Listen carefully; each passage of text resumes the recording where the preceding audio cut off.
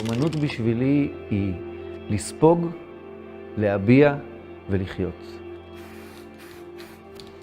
מכאן קצת קשה לחזור אחורה, אז אני די עושה את מה שאני מרגיש. אנחנו כעת נמצאים במקלט, שהוא הסטודיו שלי. הגעתי הנה מתל אביב, אחרי הרבה שנים שהייתי בסטודיו עם גדולים וסוענים יותר. בעצם התנאים שרציתי לחזור וליצור בהם, היו תנאים שכאלה, כלומר משהו שהוא אנדרגראונד, והיה חשוב לי להיות במקום שמבודד אותי. זה עושה לי טוב ליצור בתנאים שכאלה.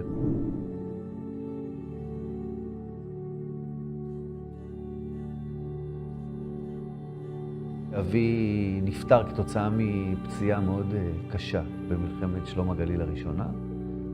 זה היה בגיל 11, והבנתי שאני בוחר, והגורל בוחר אותי להיות פשוט יוצר. התחלתי לצייר ולפסל ולהתעסק בעבודות מלאכה שכאלו, וזה תמיד איכשהו הוקדש לו ולמוות שלו ולאובדן שלו, אבל זה גם ריפא אותי. הסגנון שלי התפתח לזרם הנאופופ, הפופ-ארט, בגלל הצבעים הצבעוניים יותר, השמחים יותר, כי גם אם אני לוקח נושא מאוד כבד, אני תמיד צובע אותו בצבעים שאני בעצם בוחר. זאת הסיבה שאחד המוטיבים שחוזרים הרבה מאוד בעבודות שלי, זה הזבוב. הוא מסמל הרבה פעמים את הסימבול הזה שגם כשהוא במצבים הכי קשים והכי נוראים, הוא ידע איך לשרוד, איך לברוח ממצב שהוא מאיים עליו למקום שהוא שורד וחי. וזה משהו שנורא דיבר אליי. ולקחתי את המעופף המובלע הזה וצבעתי אותו בצבעים שלי.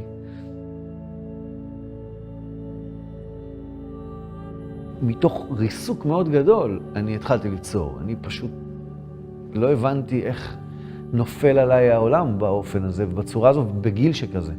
וחיפשתי משהו, אפילו בתת מודע, להאחז בו כדי ממנו לשרוד. אז הזבוב הזה תמיד ככה מזכיר לי נורא את המצבים המאוד קשים ונמוכים והישרדותיים האלה.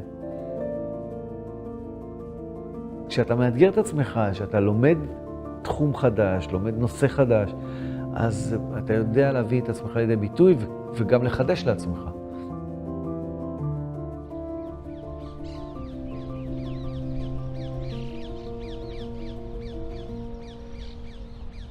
המשפחה שלי אמרה מיד, בפעם הראשונה שפגשו את הפסל הזה, אמרו שהוא מאוד מאוד דומה לסבא שלי, ומזכיר את הישיבה האופיינית הזו שלו.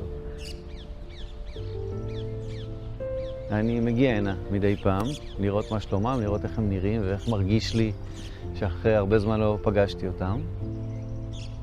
כשאני רואה תגובה של צרכני האומנות שלי, אני לומד המון מהתגובה, מהדיאלוג שזה יוצר. אנשים מבוגרים באים עם פילטרים, עם איזה מטען תרבותי ודעות, ומגובשים במובן מסוים, הרבה יותר מילד. אז ליצור לילדים זה מאוד מאוד אתגר אותי. יש מצבים שאני יושב בקפה שם ומתבונן על הפסל. אז יש כל פעם סיטואציה מעניינת ומצחיקה לפעמים שיש עם הפסל. יש אנשים שפשוט עושים עליו ג'וגינג, או מצטלמים בפוזיציות מיוחדות, והם נעצרים. אני מסתכל משם ומתעלף מצחוק. כשאני יושב לשתות קפה, מסתכלים ואומרים, מה האיש הזה צוחק לעצמו, מה הסיפור שלו? הנה, זה הוציא את הצבע. אידיוטים. אני צריך להיות בים לפחות פעם בשבוע.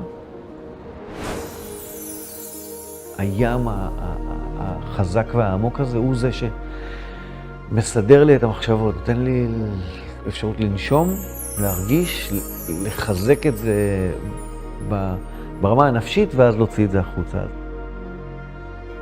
זה מקום שהייתי בורח אליו כשהייתי ילד קטן במקום לבית הספר, הייתי בורח לשם עם התיק. זה משהו שתמיד אמא שלי הייתה מספרת בחצי בושה.